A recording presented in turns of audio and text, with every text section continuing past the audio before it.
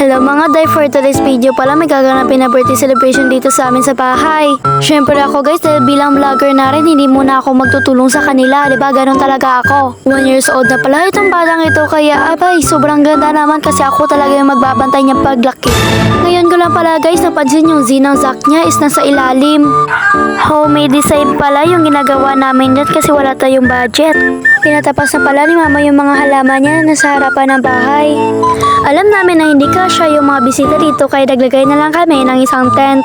Dito sa harap ng bahay namin inilagay yung tent guys. Ito pala yung ilalagay namin sa sweet corner ni Zack.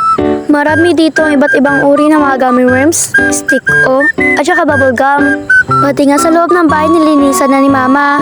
Sabi niya kasi sa amin guys, nakakaya sa bisita kung ganito yung bahay. Nung una nga guys, akala ko 3 manok lang yung aming lulutuin. Punta ko sa kanila guys, aba sobrang daming manok ang kanilang niluto.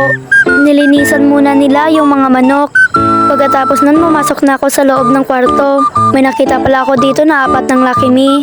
Ito pala yun guys, yung ginagamit ni kuya na pagluto ng mga donut. Este mini donut pala yung kanyang ginagawa.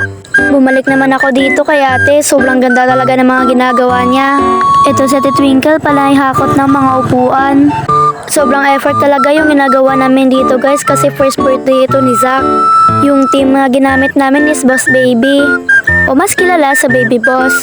Eto naman guys is papunta dito sa kay Zack. Niliguan na nga ni ate si Zack para fresh na mamaya sa birthday niya. At dito naman tayo sa labas ng bahay. Ito pala yung mga motor guys. Syempre kung gusto nyo kumuha, kunin nyo lang. Dahil joke lang yun guys, baka pagalitan ako dito.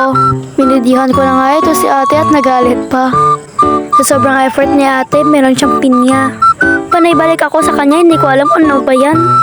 Nag-open nga ako dito sa cellphone ni ate. Panay swipe lang pala ako dyan guys kasi wala ako magagawa. At napanood ko nga ito si Kuya Alexis. Itong si ate sobrang ganda ng kilay niya, gusto ko rin magpaganyan te. Diyan na all na lang talaga.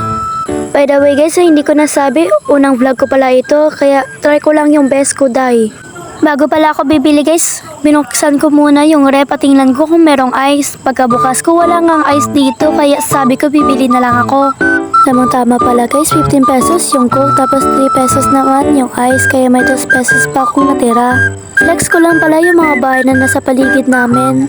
Naglakad-lakad na lang ako guys, sobrang lapit lang naman. At nandito na nga tayo sa aking bibilhan. Kaya sinabi ko na yung bibilhin ko.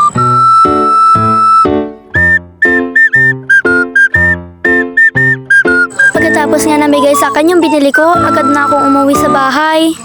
At nilagay ko naman dito guys sa aming mangkirahan. Hindi ko alam yung anong tawag dyan sa inyo sa Tagalog kasi dito sa amin is baringgahan. Like, okay, alam ko na, lababo pala yun. Ngayon guys, ngayon ko lang talaga napansin na sobrang haba pala ng vlog ko. By the way, first time vlog ko lang to kasi kaya medyo namamaguhan ako.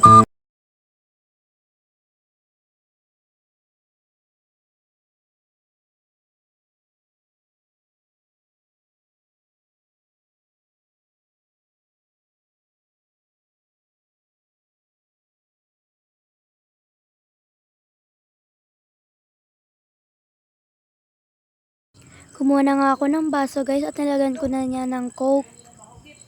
At naglagay na rin ako ng ice. Dinurog-durog ko lang pala yung ice guys. Kinat ko nga na yan guys yung aking video kasi sobrang haba. Thank you for watching!